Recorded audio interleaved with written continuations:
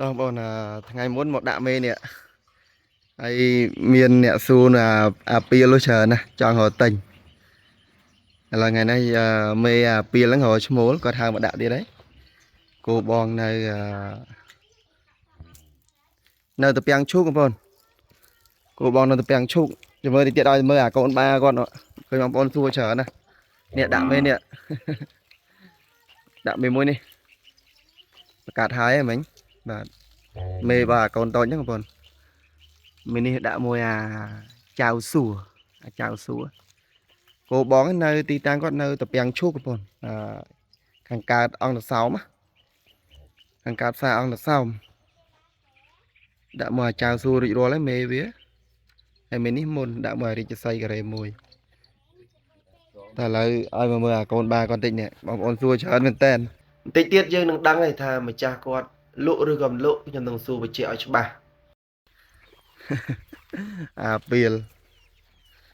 ដំបែកមេចូលចិត្តមួយអាទិត្យមេដោយឈ្មោះបដោយ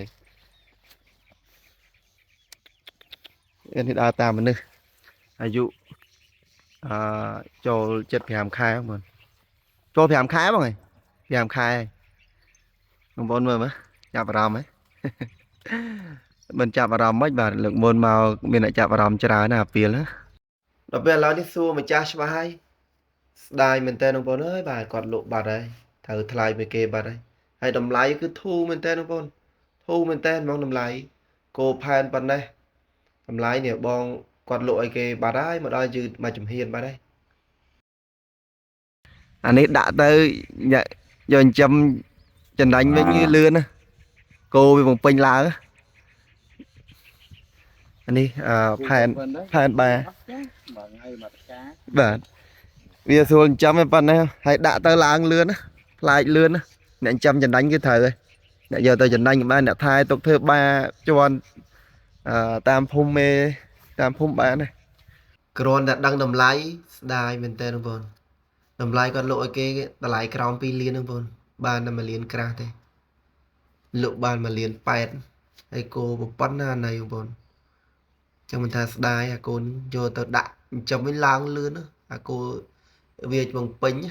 វិញចាប់ដើមពេញស៊ីហើយពេញស៊ីពេញលូតលាស់ចឹងមិនថាបើយកទៅចិញ្ចឹមចំណេញថែវិញគឺឡើងលឿននេះចំណេញច្រើនដាក់តែមួយខែពីរខែទៀតគឺផ្លែកលឿនមែនតើស្ដាយគោនេះបងប្អូនមកយឺតមកចំហៀនបាទកាលមកបង្កាត់មេមុននោះថាចង់សួរគាត់ដែរលក់មិនលក់តែចង់ជួយផ្សាយលក់គាត់បងប្អូនដល់ពេលមកបង្កាត់មេក្រោយនេះមេរបស់វាហ្នឹងស្រាប់តែសួរបញ្ជាក់គាត់ច្បាស់លក់បានតែ1លាន8ហើយគោនេះតម្លៃហ្នឹងគឺតម្លៃទុនមែនតើអូខេបងប្អូនអញ្ចឹងវីដេអូយើងមានតែប៉ុណ្្នឹងទេសម្រាប់បងប្អូនដែលត្រូវការសេវាបង្កាត់ពូជគោស្ប៉ានិមិត្តជាមួយនឹងទឹកស្ពាំបាពូជល្បីមិនថាបាខ្មែរឡាយឥណ្ឌូប្រេស៊ីលបាពូជប្រាម៉ាន់ប្រភេទសាច់ក៏តលអត់បោកក៏យើងមានទឹកស្ពាំដែរអញ្ចឹងបងប្អូនអាចតាក់ទងតាមរយៈលេខទូរស័ព្ទយើងទាំងពីរប្រព័ន្ធ BKA ឯកទេសបង្កាត់ពូជគោសម្ប៉ានិមិត្តមានបាពូជល្បីច្រើនជម្រើសសម្រាប់ប្រជាកសិករសូមទំនាក់ទំនងតាមរយៈលេខទូរស័ព្ទខាងក្រោមទាំងពីរប្រព័ន្ធ